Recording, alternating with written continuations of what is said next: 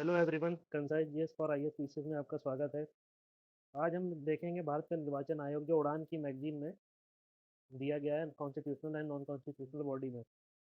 तो सब कुछ जानेंगे भारत निर्वाचन आयोग के बारे में, कैसे ये काम करता है, इसके क्या क्या कितने सदस्य मेंबर होते हैं, क्या क्या संविधान में इसके बारे में प्रावधान दिया गया है। इन सभी चीज़ों के बारे में हम आज जानेंगे। ए टू जेड भारत निर्वाचन आयोग के बारे में जानेंगे। अगर पेपर में कोई भी क्वेश्चन निर्वाचन आयोग से रिलेटेड आता है तो आपका एक भी क्वेश्चन नहीं छूटेगा, इससे पार नहीं जाएगा। तो चलिए शुरू करते हैं, देखते हैं क्या क्या इस मैगजीन में दिया हुआ है भारत निर्वाचन आयोग के बारे में। देश में स्वतंत्र और निष्पक्ष चुनाव संपन्न कराने के उद्देश्य से भारतीय संविधान में निर्वाचन आयोग के रूप में एक स्थायी स्वतंत्र निकाय का प्रावधान किया गया है। कौन से आर्टिकल में दिया गया है भारतीय निर्वाचन आयोग? आर्टिकल 324 से 329 का तक निर्वाचन आयोग तथा निर्वाचन से संबंधित उपबंध किए गए हैं। और आर्टिकल 324 में बताया गया कि भारत का एक निर्वाचन आयोग होगा। आर्टिकल 324 में बताया गया है भारत में एक निर्वाचन आयोग होगा। और भाग कौन सा है? भाग 15। भारत में निर्वाचन आयोग की स्थापना जो हुई है वो 25 जनवरी 1950 को हुई है। ये फैक्ट ध्यान रखिएगा, भारत निर्वाचन आयोग की स्थापना कब हुई है? 25 जनवरी 1950 को हुई है। चुनाव आयोग जो है भारत का, वो एक अखिल भारतीय संस्था है, क्योंकि यह संसद और राज्य विधानमंडल दोनों के लिए समान रूप से उत्तरदायी है। लेकिन राज्यों में जो पंचायत व नगर निगम के चुनाव होते हैं, उसके लिए उसका इलेक्शन ये नहीं कराता है, उसके लिए राज्य निर्वाचन आयोग अलग से प्रावधान दिया गया है। स्टेट इलेक्शन कमीशन का प्रावधान अलग से किया गया है, जो पंचायत और नगर निगम के चुनाव होते हैं उनके लिए। देखेंगे निर्वाचन आयोग की संरचना क्या है वर्तमान में।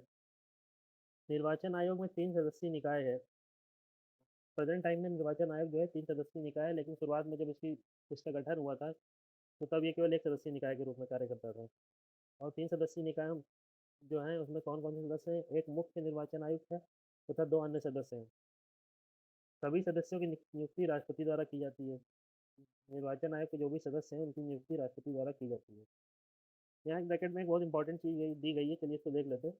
जब हमारे संविधान का 61वां संविधान संशोधन हुआ, अनुच्छेद 326 में संशोधन करके जब मतदाता सूची में आयु को 21 से 18 वर्ष कर दिया गया। जब मतदाता सूची में जो वोट डालने वाले लोग थे उनकी आयु को जब 21 से 18 वर्ष किया गया तो चुनाव आयोग पर कामकाज का भार बढ़ गया, तो तब से यह 3 सदस्यीय निकाय हो गया। देखेंगे निर्वाचन आयोग का कार्यकाल कितना होता है। निर्वाचन आयोग का कार्यकाल अधिकतम 6 वर्षों तक होता है। वे 65 वर्ष की आयु तक जो भी पहले हो इस पद पर बने रहते हैं। 6 वर्ष का कार्यकाल होता है और 65 वर्ष की अधिकतम आयु तक जो भी पहले हो उस पद पर बने रहते हैं। कोई मिनिमम एज नहीं दी हुई है इसमें निर्वाचन आयुक्तों की, मिनिमम एज नहीं दी हुई है कोई। निर्वाचन आयुक्त को पद से हटाने का प्रावधान। देखें निर्वाचन आयुक्तों को पद से कैसे हटाया जा सकता है। निर्वाचन आयुक्तों की नियुक्ति राष्ट्रपति द्वारा की जाती है। निर्वाचन आयुक्तों की नियुक्ति जो है वो राष्ट्रपति द्वारा की जाती है। इसलिए वैधानिक रूप से निर्वाचन आयुक्तों को हटाने की शक्ति राष्ट्रपति में निहित है। मुख्य निर्वाचन आयुक्त को हटाने की प्रक्रिया जो होगी उसी प्रकार होगी जैसे सुप्रीम कोर्ट के न्यायाधीशों को हटाया जाता है। मतलब ये मान के चलिए कि अगर राष्ट्रपति के पास शक्ति इसको हटाने की अपने मन से हटा लेगा, इसके लिए बहुमत से निर्णय लेना पड़ेगा, तब जाके इसको हटाया जाएगा। जैसे सुप्रीम कोर्ट के जजेस को हटाया जाता है स्पेशल मेजोरिटी से। निर्वाचन आयोग के कार्य क्या क्या है, चलिए देख लेते हैं। चुनाव से संबंधित समस्त व्यवस्था करना निर्वाचन आयोग का मुख्य कार्य है। संसद का, राज्य विधानमंडल, राष्ट्रपति उपराष्ट्रपति के पदों के लिए निर्वाचन के संदर्भ में चुनाव आयोग की शक्ति व कार्यों को 3 श्रेणियों में विभक्त किया जा सकता है। चुनाव आयोग की शक्ति व कार्य है उनको 3 श्रेणियों में विभक्त किया जा सकता है। पहला कार्य इसका प्रशासनिक है, दूसरा सलाहकारी कार्य है और तीसरा अर्ध न्यायिक कार्य है। तो चुनाव आयोग क्या हो गया है? कॉन्स्टिट्यूशनल बॉडी के साथ साथ एक क्वासी जुडिशियल बॉडी भी है, ये ध्यान रखिएगा। अर्ध न्यायिक निकाय भी है, क्वासी जुडिशियल भी है। चुनाव की तिथियों का निर्धारण करना इसका कार्य है। संविधान के अनुच्छेद 324 के अनुसार निर्वाचन आयोग का चुनाव कराने संबंधी निर्णय करने का अधिकार संविधान के किसी अन्य अनुच्छेद में संबंधित नहीं है। संविधान का अनुच्छेद जो 324 है उसके अनुसार निर्वाचन आयोग का चुनाव कराने संबंधी निर्णय करने का अधिकार है और संविधान के किसी अन्य अनुच्छेद से संबंधित नहीं है ये। संविधान पीठ के अनुसार चुनाव कराना निर्वाचन आयोग का विशेषाधिकार है। निर्वाचन आयोग ही चुनाव की तिथियों का निर्धारण करने वाली सर्वोच्च संस्था है। आगे देखेंगे चुनाव क्षेत्रों का परिसीमन या सीमांकन। निर्वाचन आयोग का महत्वपूर्ण कार्य चुनाव क्षेत्रों का परिसीमन करना है। परिसीमन आयोग अधिनियम 1952 में परिसीमन आयोग अधिनियम 1952 में यह प्रावधान है कि प्रत्येक 10 वर्ष बाद होने वाली प्रत्येक जनगणना के उपरांत निर्वाचन क्षेत्रों का परिसीमन किया जाएगा। यहाँ ये ध्यान रखना है, प्रत्येक 10 वर्ष बाद जो भी होगा, प्रत्येक 10 वर्ष बाद जनगणना के उपरांत निर्वाचन क्षेत्रों का परिसीमन करना होगा। ये निर्वाचन आयोग का ही कार्य है। चलिए जान लेते हैं ईवीएम क्या है, इलेक्ट्रॉनिक वोटिंग मशीन। भारत में इलेक्ट्रॉनिक वोटर मशीन का डिजाइन 15 अक्टूबर 1980 को एम.वी. हनीफ ने तैयार किया था। ईवीएम का डिजाइन किसने तैयार किया था? एम.वी. हनीफ ने। ये ध्यान रखिएगा, ये पूछा जा सकता है स्टैटिस्टिक्स एग्जामों में। एम.वी. हनीफ ने ईवीएम का डिजाइन तैयार किया था। देश में इसका व्यापक रूप से प्रयोग जो हुआ स्टार्ट हुआ 1988 से प्रारंभ हुआ। नामीबिया ऐसा पहला अफ्रीकी देश है जहां राष्ट्रपति और संसदीय चुनाव में भारत में निर्मित इलेक्ट्रॉनिक वोटर मशीन का प्रयोग हुआ है। नामीबिया जो पहला देश है जहाँ पे भारत द्वारा जो बनाई गई इलेक्ट्रॉनिक वोटिंग मशीन है, वहाँ पे उपयोग किया गया उसका, वहाँ के राष्ट्रपति और संसदीय चुनाव में। रिमोट वोटिंग मशीन क्या होती है? एक इलेक्ट्रॉनिक वोटिंग मशीन हो गई, दूसरी रिमोट वोटिंग मशीन देखते हैं। रिमोट वोटिंग मशीन जो है वो ईवीएम की ही भांति अपना मत दर्ज कराने वाली एक इलेक्ट्रॉनिक युक्ति है, जो विशेषता उन लोगों को ध्यान में रखकर बनाई गई है जो काम की तलाश में अपने निर्वाचन क्षेत्रों को छोड़कर अन्य स्थानों पर प्रवास करते हैं। तो रिमोट वोटिंग मशीन किनके किनके लिए है? ये उन लोगों को ध्यान में रखकर बनाई गई जो काम की तलाश में अपने निर्वाचन क्षेत्रों को छोड़कर अन्य स्थानों पर प्रवास करते हैं, उनके लिए रिमोट वोटिंग मशीन है। चलिए आगे बढ़ते हैं। चौथा काम कौन सा है? निर्वाचन आयोग का राजनीतिक दलों का पंजीकरण, ये आपको पता ही होगा। प्रतिनिधित्व अधिनियम जो है, जन प्रतिनिधित्व अधिनियम 1951 के अनुसार निर्वाचन आयोग द्वारा राजनीतिक दलों का पंजीकरण की व्यवस्था है। राजनीतिक दलों का पंजीकरण कौन करता है? निर्वाचन आयोग करता है। और ये कहाँ पे मेंशन है? जन प्रतिनिधित्व अधिनियम 1951 में। ये ध्यान रखिएगा, जन प्रतिनिधित्व अधिनियम 1951 में निर्वाचन आयोग द्वारा राजनीतिक दलों का पंजीकरण की व्यवस्था दी गई है। नेशनल पार्टी को एक विशेष चुनाव चिन्ह, जो भी नेशनल पार्टी होगी वो किस विशेष चुनाव चिन्ह आवंटित होगा। जैसे कांग्रेस को हाथ दिया गया, बीजेपी का कमल है, बीएसपी का हाथी है, ये नेशनल पार्टी है तो इनको एक विशेष चुनाव चिन्ह दिया गया है और कोई और इनका चिन्ह का उपयोग नहीं कर सकता है, जिसे वह पूरे भारत में प्रयोग कर सकते हैं। राज्य स्तरीय दलों के लिए उनके राज्य में अथवा अन्य राज्यों में चुनाव चिन्ह आरक्षित होते हैं। जो राज्य स्तरीय दल होते हैं उनके विभिन्न राज्यों में विभिन्न भिन्न चुनाव चिन्ह हो सकते हैं, जिनमें उन्हें मान्यता प्राप्त होती है। वीवीपैट देख लेते हैं। वीवीपैट क्या होता है? वीवीपैट को ईवीएम से मतदान प्रणाली में प्रतिपुष्टि प्रदान करने की प्रक्रिया है। वीवीपैट वही होता है जब वह वोट डालेंगे तो एक पर्ची कट के गिरती है, जिससे पता चल जाता है मेरा वोट कहाँ पे गया है, ये वही है। इलेक्शन कमीशन का ये पांचवा काम क्या है? यह एक अर्धन्यायिक कार्य। अर्धन्यायिक कार्य पांचवा कार्य। देख लेते हैं अर्धन्यायिक कार्य में क्या क्या चीजें आती हैं। संविधान द्वारा आयोग को कुछ अर्धन्यायिक कार्य भी सौंपे गए। चलो ठीक है, आगे बढ़ते हैं।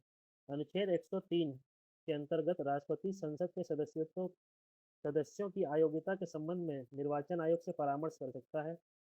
अनुच्छेद 192 के अंतर्गत राज्य विधानमंडल के सदस्यों के संबंध में परामर्श करने का यह अधिकार राज्य के राज्यपाल को दिया गया है। ये एक अर्धन्यायिक कार्य में आते हैं। अयोग्यताओं के संबंध में जो निर्वाचन आयोग से परामर्श करता है राष्ट्रपति, और राज्य विधानमंडल में राज्यपाल जो परामर्श करता है। अनुच्छेद 192 और अनुच्छेद 103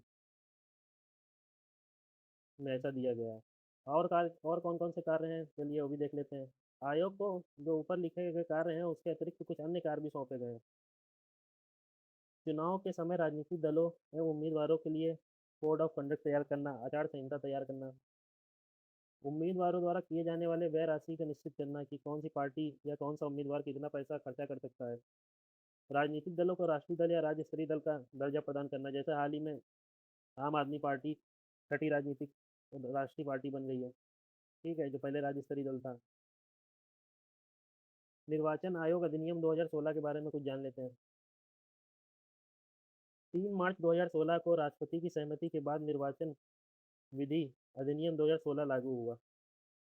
इसमें क्या, भारत और बांग्लादेश के बीच बस्तियों की अदला बदली के बाद भारतीय नागरिक बने लोगों को पश्चिम बंगाल विधानसभा चुनाव में मतदान का अधिकार दिलाने के उद्देश्य से आयोग को इन क्षेत्रों में परिसीमन का अधिकार देने के प्रावधान वाले एक विधेयक को संसद की मंजूरी मिली है।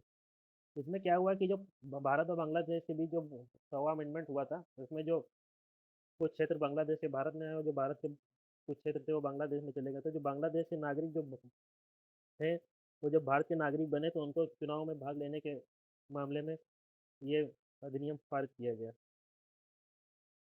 तो वर्ष 2015 में 100वां संविधान संशोधन के परिणाम स्वरूप 31 जुलाई से 2015 से 51 बांग्लादेशी बस्तियों को भारत में और 111 भारतीय बस्तियों को बांग्लादेश में शामिल किया, जैसा कि मैंने बताया वही चीज़ है। चलिए निर्वाचन आयोग से संबंधित कुछ संबंधित अनुच्छेद देख लेते हैं जो काफ़ी इंपॉर्टेंट है। पहला अनुच्छेद कौन सा है? 324। इसमें क्या क्या दिया गया है? चुनाव कार्य के अधीक्षण, निदेशन तथा नियंत्रण की शक्ति चुनाव आयोग में निहित है। आर्टिकल 324 में क्या क्या दिया गया है कि चुनाव आयोग के चुनाव कार्य का जो अधीक्षण होगा, निदेशन होगा और नियंत्रण होगा, उसकी शक्ति चुनाव आयोग में निहित है। अनुच्छेद 325 में क्या दिया गया है? अनुच्छेद 325 में दिया गया है कि चुनाव प्रक्रिया में शामिल होने के लिए धर्म, नस्ल, जाति अथवा लिंग के आधार पर अयोग्य नहीं होगा कोई भी व्यक्ति। इन्हीं आधारों पर शामिल होने का दावा नहीं कर सकता है। अनुच्छेद 326 में क्या दिया गया है? 325 समझ में आ गया ना कि क्या क्या है? चुनाव आयोग 325 में ये लिखा है कि चुनाव प्रक्रिया में शामिल होने के लिए धर्म, नस्ल, जाति अथवा लिंग के आधार पर किसी को अयोग्य ठहराया नहीं जाएगा। ठीक है, चलिए आगे देखते हैं 326 में क्या है। लोकसभा और विधानसभा के चुनाव जो होंगे वो वयस्क मताधिकार के माध्यम से संपन्न होंगे। 326 में लिखा है वयस्क मताधिकार के माध्यम से लोकसभा अथवा विधानसभा के चुनाव होंगे। अनुच्छेद 327 में दिया हुआ है कि विधानमंडलों के चुनाव के संबंध में उपबंध करने की संसद की शक्ति क्या है? विधानमंडल के चुनाव जो है उसके संबंध में संसद की शक्ति क्या है? 327 में दिया हुआ है।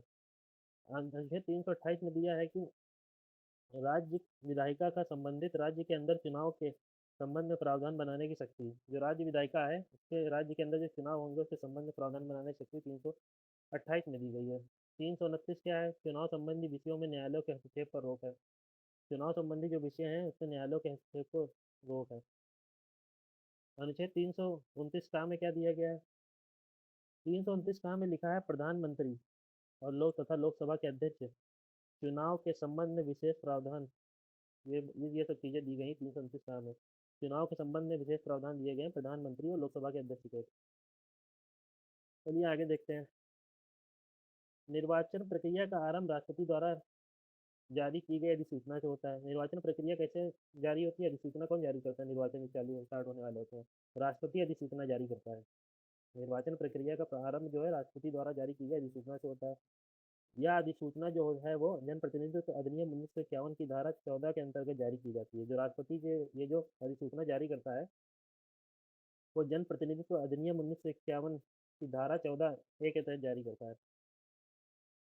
चलिए आगे देखते हैं निर्वाचन आयोग की शक्तियाँ क्या क्या है। निर्वाचन आयोग जो है एक संवैधानिक निकाय है, ये सबको पता होगा, जो सिविल न्यायालय की शक्तियाँ धारण करता है।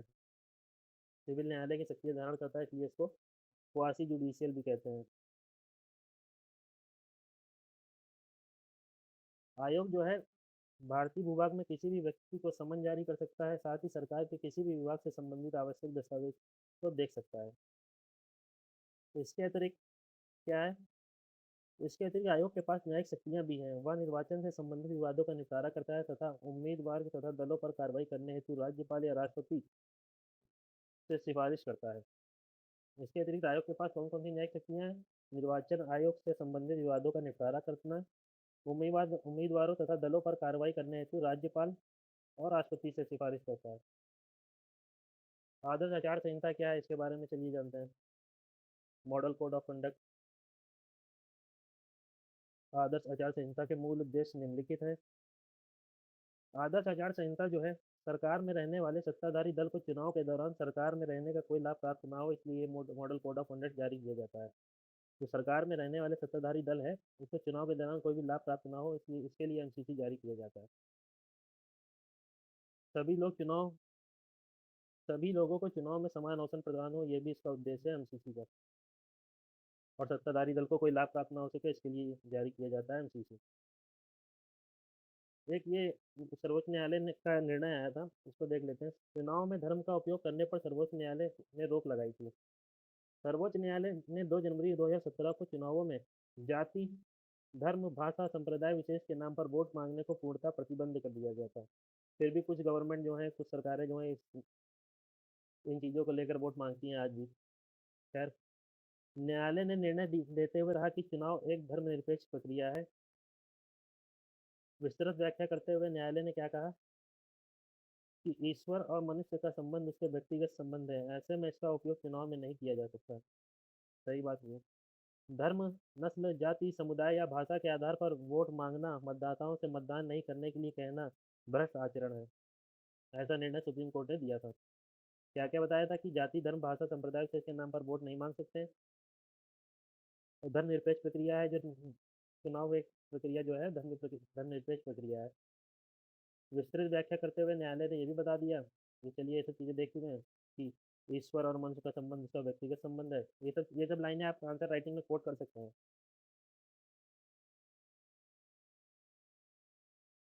आगे देखते हैं। निर्वाचन आयोग संबंधी प्रावधान, संविधान संशोधन अधिनियम। निर्वाचन संबंधी संविधान संशोधन अधिनियम। द्वितीय संविधान संशोधन अधिनियम।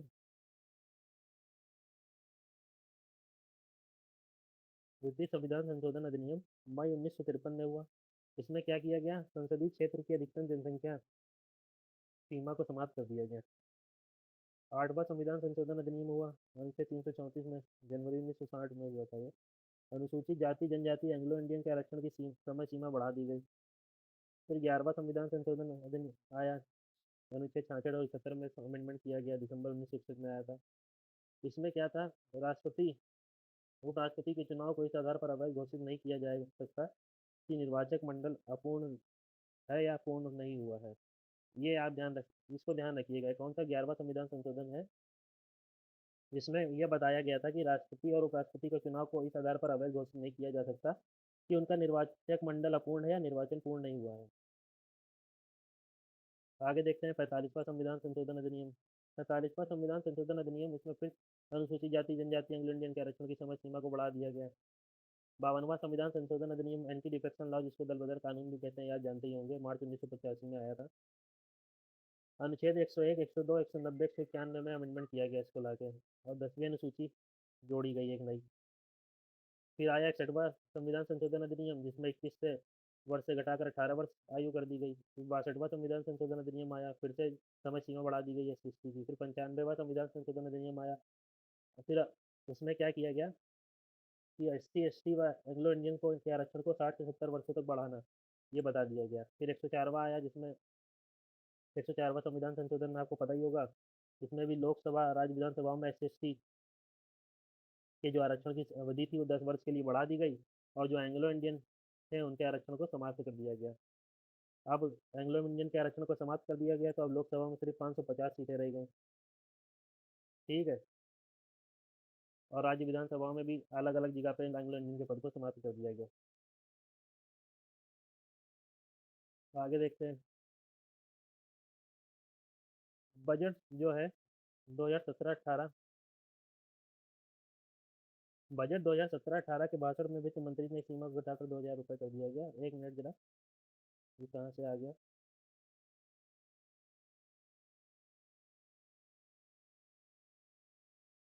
चलिए आगे बढ़ते हैं।